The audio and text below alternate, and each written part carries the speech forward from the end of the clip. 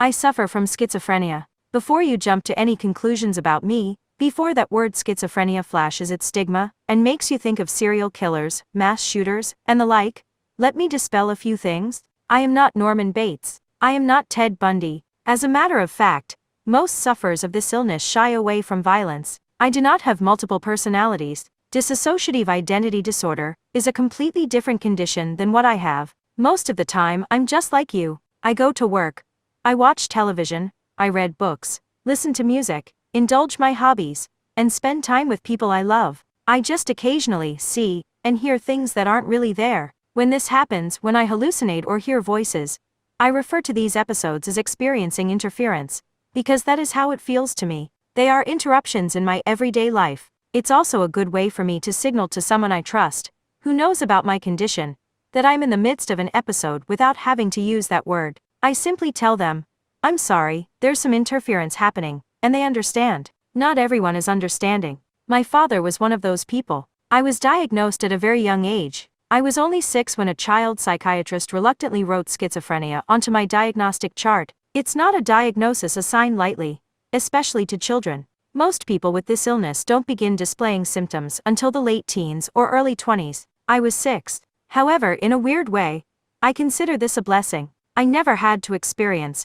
the jarring phenomenon of living a normal life to suddenly having the carpet pulled beneath my feet. Better to be born blind than lose your sight later in life. I've never known anything else. This has also given me a long time to come to terms with my illness, and to learn to live with it. I take medication, and as long as I stay on them, most of my days are just as boring and mundane as everyone else's. Mild episodes will always happen, but the big ones, the ones ranging on the scale 8 or above, are few and far between. The most difficult thing about living with schizophrenia is not always being able to tell what is real from what is not. Sometimes, it's very clear. If I see a purple elephant riding a tricycle through my living room, I can pretty much assume that isn't real, and not give it much thought. The ones that get to me are the more subtle ones: answering a phone that wasn't ringing, responding to someone calling my name when there was no one, attempting to sit in a chair that's not really there. This sort of thing can be extremely embarrassing when they happen in public, so I tend to stay away from most people.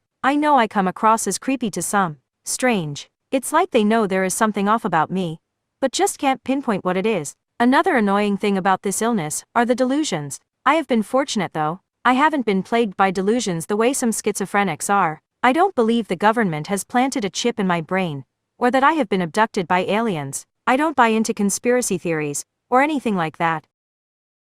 However, there is always that danger. I'm always afraid of going off the deep end that way, so I avoid anything that might trigger it. Sometimes all it takes for a simple idea to take root, a word, a phrase, it's not always purple elephants. Oftentimes, it's something much worse. One thing I avoid above all else is religion. I don't mean that to sound disrespectful to anyone who is religious. A common delusion for schizophrenics to fall into is the belief that they are hearing the voice of God, or that their hallucinations are actually angels or demons trying to show them visions. I've even had well-meaning people tell me that I'm not mentally ill at all, that I'm gifted. I can't see into the spiritual realm whereas others cannot. Of course that's ridiculous. This is not a gift. Yet, I do fear someday believing it. Who wouldn't want to believe that they are special that way? I suppose that's why it's such a common thing. Yet, it's very dangerous thinking. As appealing as the notion of being chosen by God is, the reality is that I have an illness. It isn't pretty. It isn't romantic.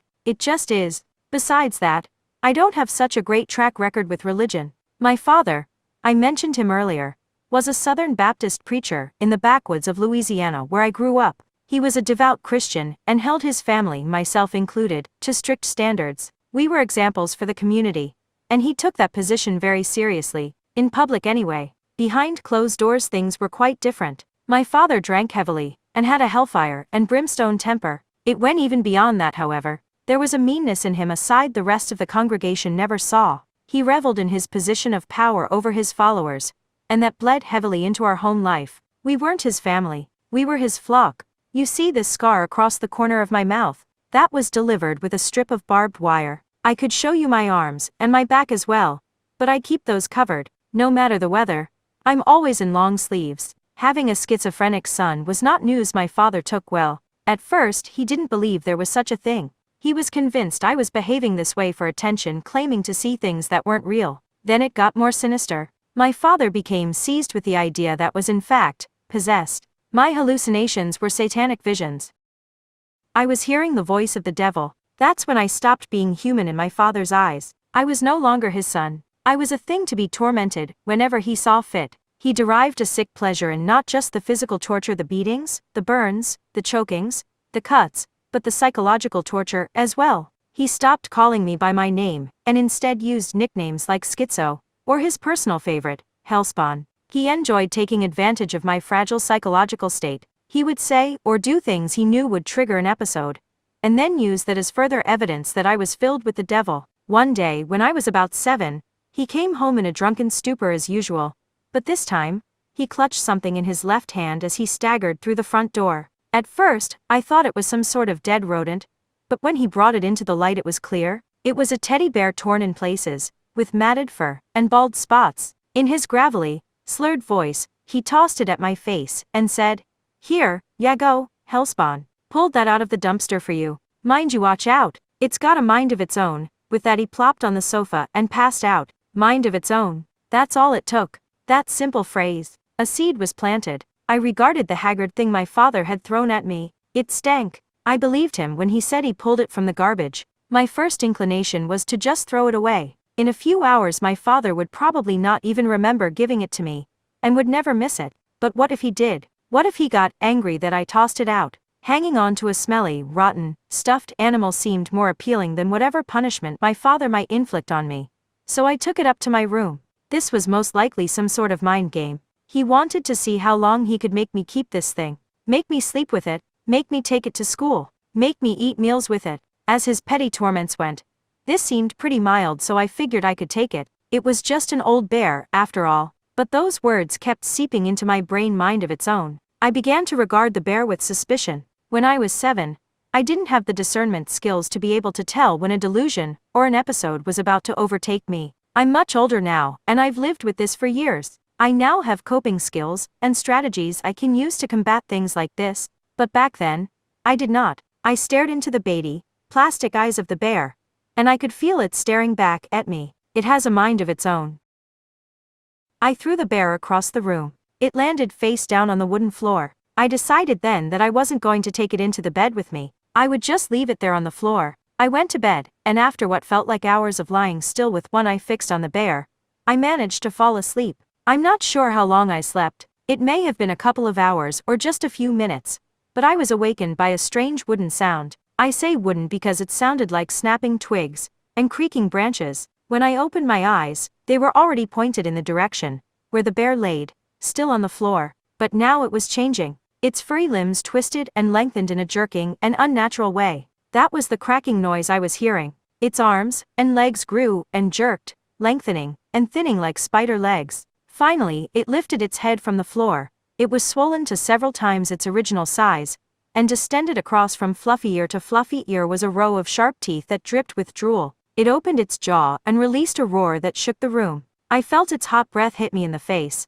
and I bolted from the bed. I ran into the hall and headed for the stairs. Behind me, I could hear the sounds of crackling wood as the thing lifted itself to its feet. I turned to look, and it scrambled behind me, walking on spindly legs, and using its spider-like arms to dig its claws into the opposite walls of the hallway to propel itself forward. The house rattled with its growls. As I reached the stairs I slipped on the top step and tumbled to the bottom floor. I twisted my ankle in the process, and couldn't get back to my feet. I looked up the stairs, and staggering its way down was this monstrosity, no longer a teddy bear, but a scarecrow-like thing with the skin of a teddy bear stretched across its wooden skeleton. It opened its mouth again, and spoke. "It's lovely out in the woods today, but safer to stay at home. For every bear that ever there was will gather there for certain, because today's the day the teddy bears have their picnic."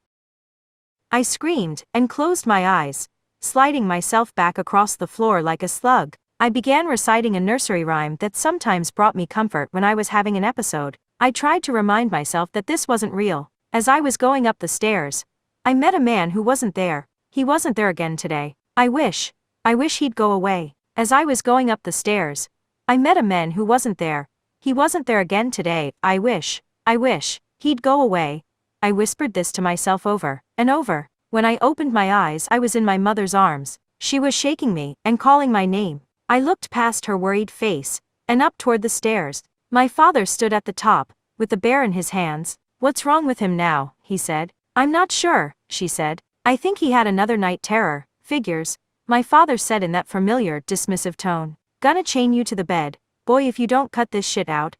He threw the bear at me again, and disappeared into the hallway. My mother carried me back up to bed. For the next few nights this happened again, and again. The bear would transform into the monster, chasing me, and my mother would find me in various places of the house, hiding in closets, or in cabinets, shaking, and reciting nursery rhymes. After the 6th night my mother begged my father to let her get rid of the bear. She offered to burn it, bury it, whatever it took. My father just smugly smiled and said, "You'd burn a gift a father gave his son." How ungrateful. Somehow, my father was still more terrifying than anything my broken mind could invent. Even so, the constant disturbances during the night were wearing on him too. So he made good on his promise to restrain me to my bed. The 7th night, he tied me down with ropes, and sat the bear square on my chest. "Sleep tight," he said as he closed my bedroom door.